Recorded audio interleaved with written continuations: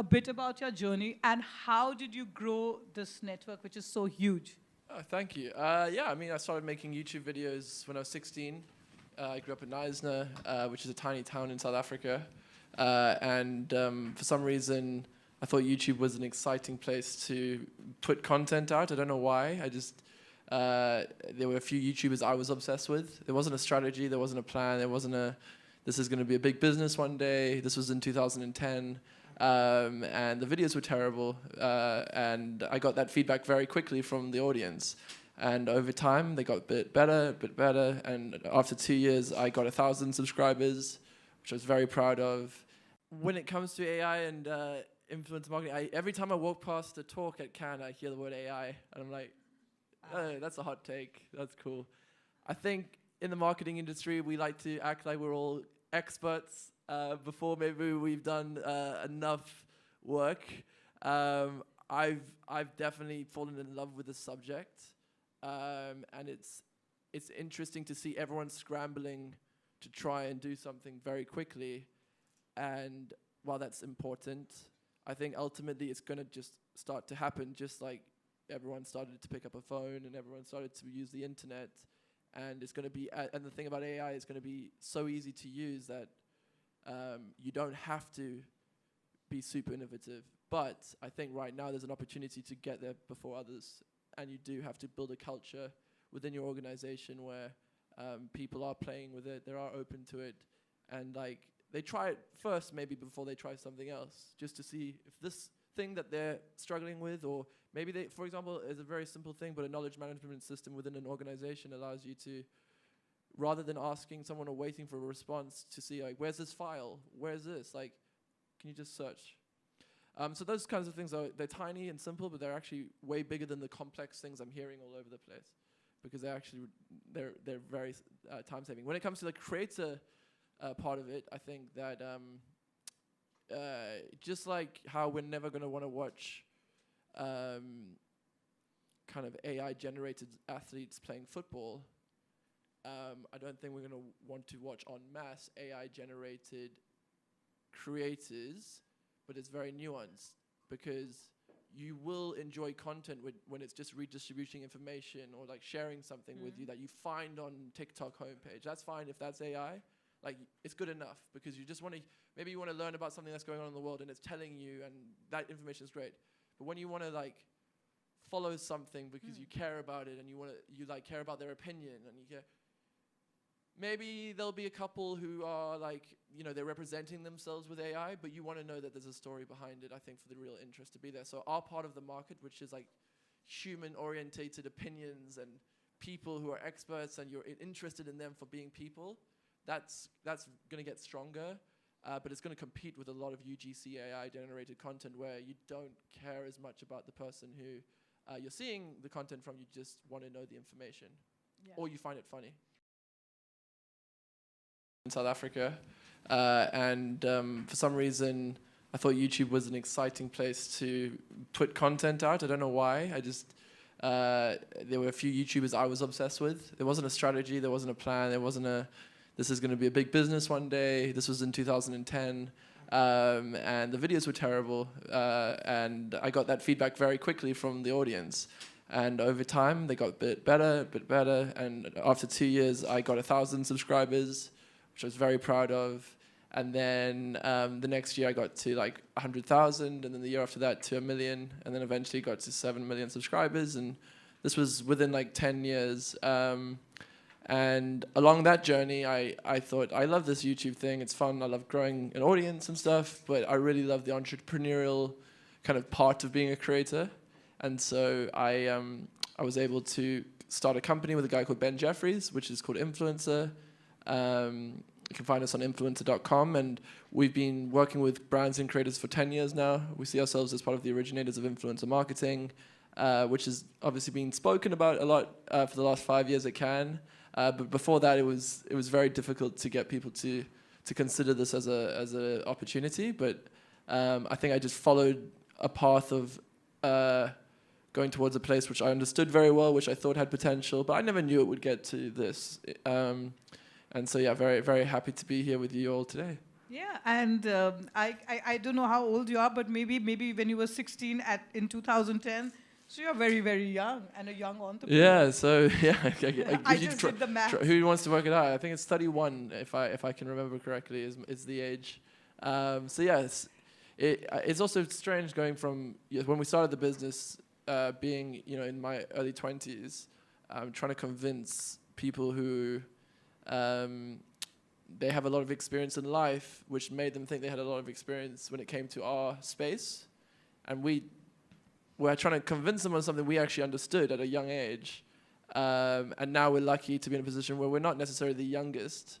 And it's kind of weird how it gets so much easier as soon as you have that age behind you, which is kind of not right, because it doesn't mean that you know everything just because you've been doing it a little bit longer. So I actually started my first company when I was in my 20s. Yeah. And I was all of 24, and I started my company, which is into communication and brand strategy, back in India, Crosshairs. So I just feel age has no limits. And you've had a great entrepreneurial journey from being this big YouTuber to companies like influencer.com and creative ventures. So tell us a bit about that journey.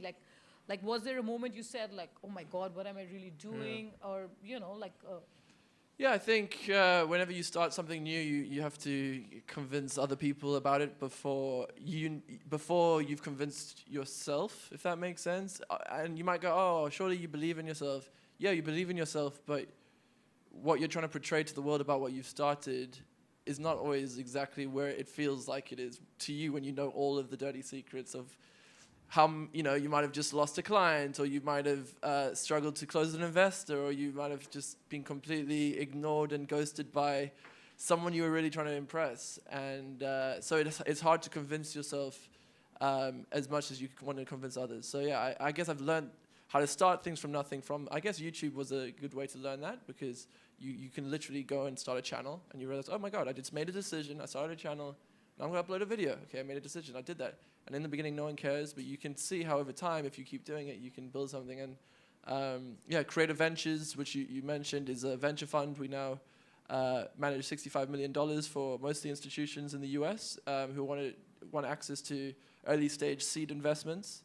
We've invested in companies from Beehive, which is like a newsletter platform, which is doing really well at the moment, to 11 Labs, which is a voice AI business, which is just raised at 3-point-something billion. So it's incredible to see. But those people literally 3 or 4 years ago were trying to convince the world about something.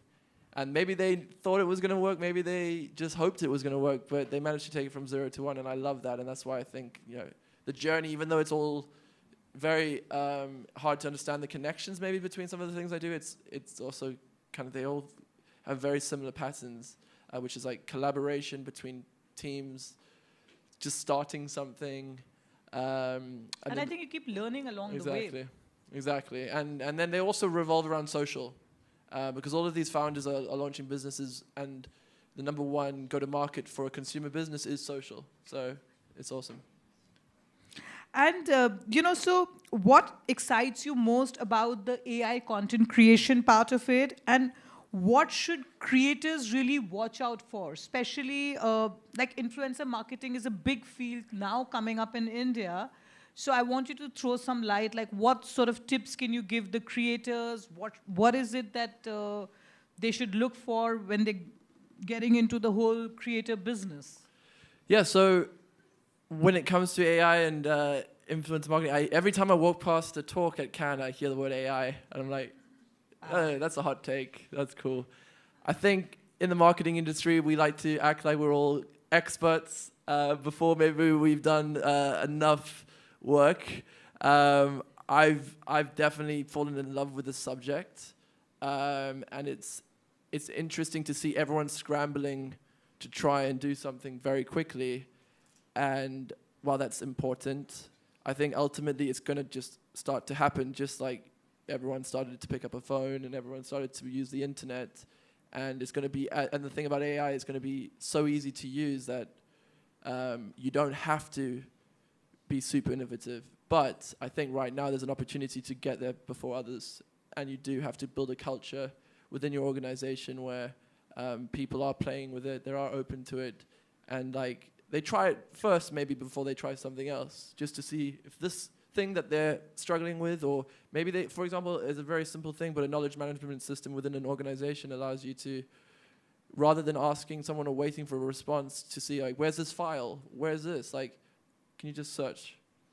So those kinds of things they're tiny and simple, but they're actually way bigger than the complex things I'm hearing all over the place, because they're very time saving. When it comes to the creator part of it, I think that just like how we're never going to want to watch kind of AI generated athletes playing football, I don't think we're going to want to watch en masse AI generated creators, but it's very nuanced, because you will enjoy content when it's just redistributing information or like sharing something with you that you find on TikTok homepage. That's fine if that's AI. Like, it's good enough, because you just want to, maybe you want to learn about something that's going on in the world and it's telling you, and that information is great.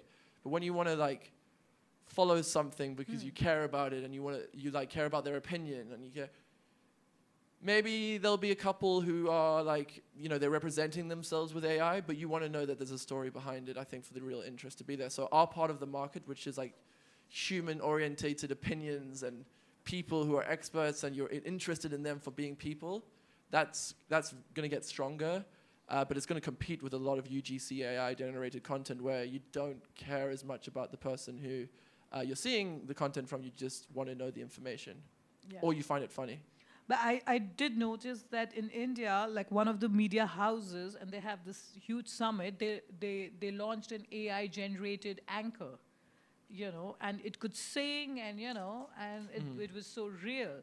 So what do you think of some of these big markets, especially India, because we are from India, and it's ours is the largest population, and everybody's on social media. Yeah. Because data is really cheap. I don't know. So what do your numbers say? Yeah. What is it that what are you seeing as a trend? My question is that. Exactly. I see that as an example of what you're talking about, is someone's put in time and effort to create IP.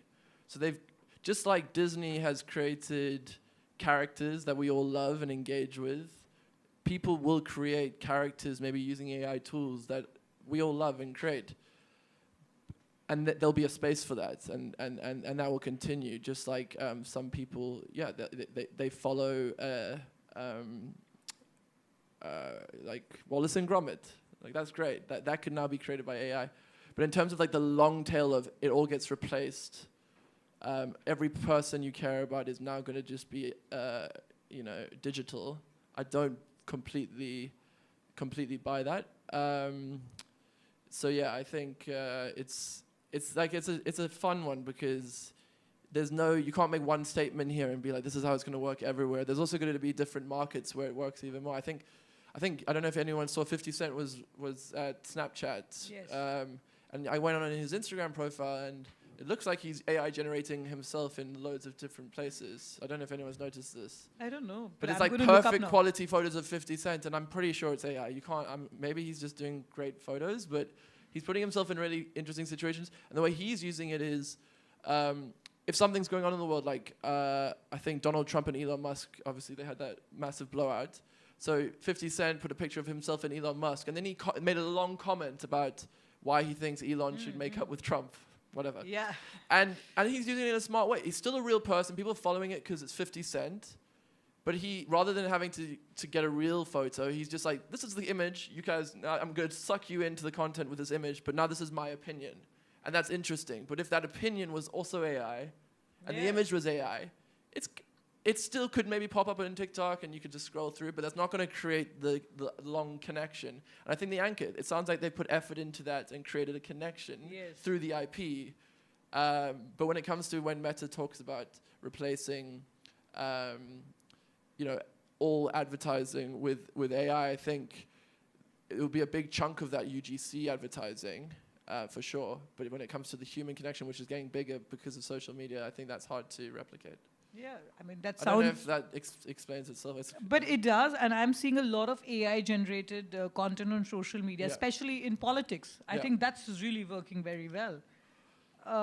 You can flood the zone for sure with a lot of content, and I guess the good thing about some social networks is, while you could put a billion pieces of content out. They're not going to all get seen by everyone unless they're really good and interesting. And I guess this, the more scary element of this is when that content is controversial and like is pulling at emotional heart, and that's the stuff that rises rather than it being good. So that's something we have to think about.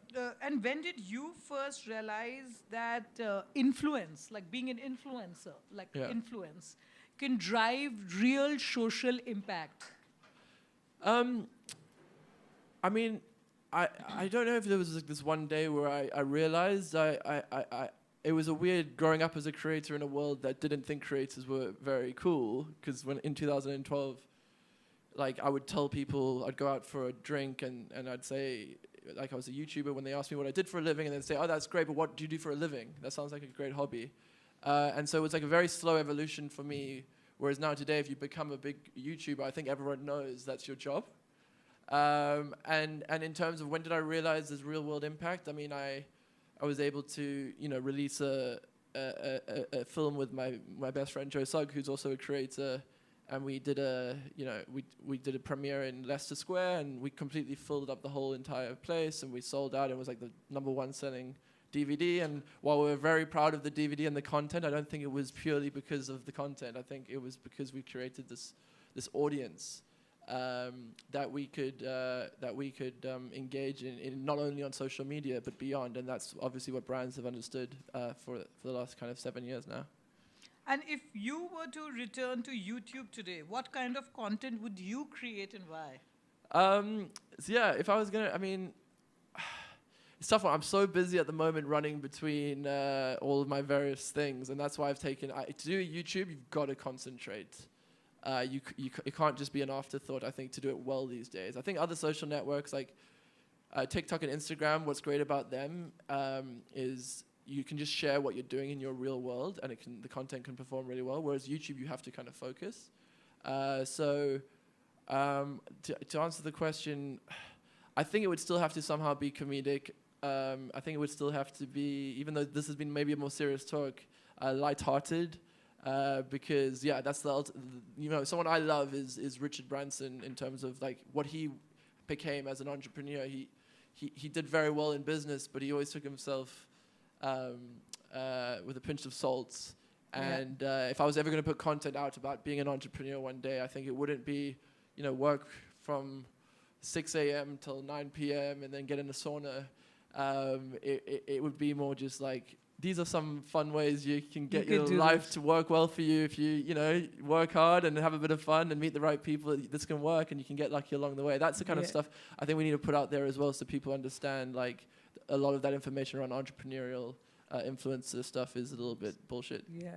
But I did meet Richard Branson last year in New York during climate. Yeah, it's an incredible example of a person who you wouldn't expect. But he's been able to build teams around him who can help execute things that are super important. I mean, flying a plane or having an airline is a very serious matter, and someone like Richard Branson is so playful. To be behind that brand is genius. Yes, and so India had its own history of the airline business, where Mr. Ratan Tata, he's no more, but he took over this other big airline, which was by the government, Air India, and merged it, and so I understand how difficult it is. And wasn't there also like a beer brand in India who started an airline? But Kingfisher. But that's no more. Yeah. I mean, the brand's no more, and I can hear Gurmeet. I watched a Netflix documentary about that. Yeah, so Gurmeet is from India, and she covers Soul of Hospitality. It's a media house. Okay. And so she's like. And what does reinvention mean to you now? And what's the next bold step you're planning? Because I know my team is saying, "My God, Caspar's so young," and I'm like, "Yeah, he is young." Yeah. I don't know if I've ever had like, whenever I've had like a really big idea in life, and I usually get them when I'm on a run, and then like I'm like, "Oh, that's gonna be amazing," and then I tell a few people, and I realize it just sounds amazing in my head. And it's usually a process of not necessarily doing something brand new, but doing something that people already want, but doing it better than other people. I think that's how I'm going to do it, because it's really hard to build a business with just a new idea that doesn't really have a market, and you think it's a cool idea, it's still really hard to build a business which you have a lot of competitors in. But I think, with the power of social and the power of like understanding this space, you can do, like, for example, I've got a student accommodation business in South Africa, and it's not a social media business whatsoever, but we've managed to become like the best student accommodation in Cape Town. We now have 500 rooms, fastest growing. Like, people love it because of social media.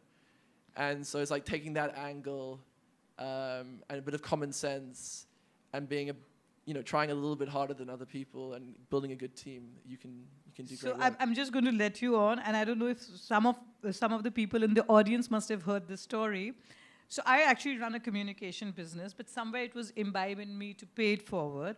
It was in the pandemic, first week of lockdown. A client of mine came to me and he said, let's do webinar, but I can't pay you. I said, I'll only do it if you have women change makers.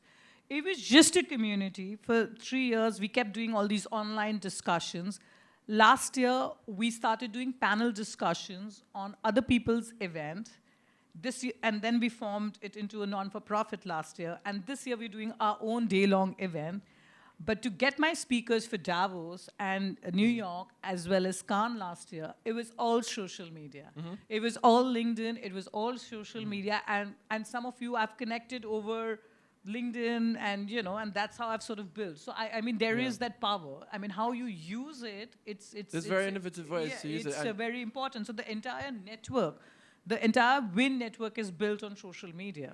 And it can be as simple. I mean, I'm on the jury here, and one of the most innovative uses of social media was also the most simple, which is IKEA DMing 3 million people somehow. I'm trying to work out exactly how they did it because it's genius. And they just send a message saying, you up, ? Which in England and the US, or it's actually a Canadian thing, it kind of means like, it's like a booty call. But it's comedic. Coming from IKEA, you see a message saying, you up. That's it. They don't send anything else. And then if you reply, they then say, oh, great, you're up. We have this mattress that I'm giving you 20% off. And it's like, that's just smart. Rather than sending, some people send LinkedIn messages to 1,000 people, and the first message they send is like an essay that's clearly written by AI, but IKEA just said you up, and it wasn't Y-O-U, O-U, it was just you up, all lowercase, ? Good copywriting, real, human. And like that's just the reason I brought that up is like with the creative venture, with our fund, we do a lot of investing in amazing companies, and a lot of them are in our network. We get introductions in real life, but sometimes we just need to get hold of someone. And if you really try, you can get hold of pretty much anyone on social media. Yeah, so true. And my last question, from a creator to entrepreneur, what key moments have shaped your journey? What's the biggest lesson you've learned about building lasting influence? So I took a key moment, the first question, and then I'll probably forget the second part, so you can remind me. But the first one, I think, is I got quite nervous when I was turning from a YouTuber to entrepreneur, because I was in these rooms, I didn't really understand all the words, and I was maybe asked to talk, and I was scared I was going to be caught out. And then I got quite anxious every time. But my wife, she wasn't my wife at the time, like every time I went home reminded me, because she doesn't care about any of that stuff. And I'm like taking it so seriously, and I'm like, I just met this person, I'm just talking to this person. And she's just like, oh, why don't you bring me flowers? Or why, I've been just like doing this today. And it's just like, having people in your life that, like, for me, it's been just remind you how, while we're in this, there's some really important things happening at Cannes. This is one of those very important ones, guys. I'm happy you're here. But, some people on stage probably taking it very seriously. These things don't matter compared to the bigger picture in the world right now, especially right now. And so just having that perspective, I think, for me, took the pressure away a little bit. Like, even though I think this stuff is important, it is to me, it can affect things and to other people, but there's so much bigger stuff out there, and a lot of people just don't care. I love that. And then the other part of the question I have forgotten. Yeah. So what's the biggest lesson you've learned about building lasting influence? Yeah. I mean, with that, I just keep going. I don't think I can say I have the secret to building lasting, influence. And like, to be honest, for me, that's why I launched all these other things, because I didn't want to have to rely on that. I think influence is it's cool if you make cool content and people follow you because they like your content. That's great. But if my goal was to have influence, I think it would be quite a tough thing to wake up to every day and be like, how can I influence? So it's more just making cool stuff, building. Now the fact that I did have that influence, like, using that as a launch pad to do things that could be bigger than myself. And then if people continue to tune in, that's great. Yeah. And any one last line message to inspire the young professionals? One line? Yeah, I mean,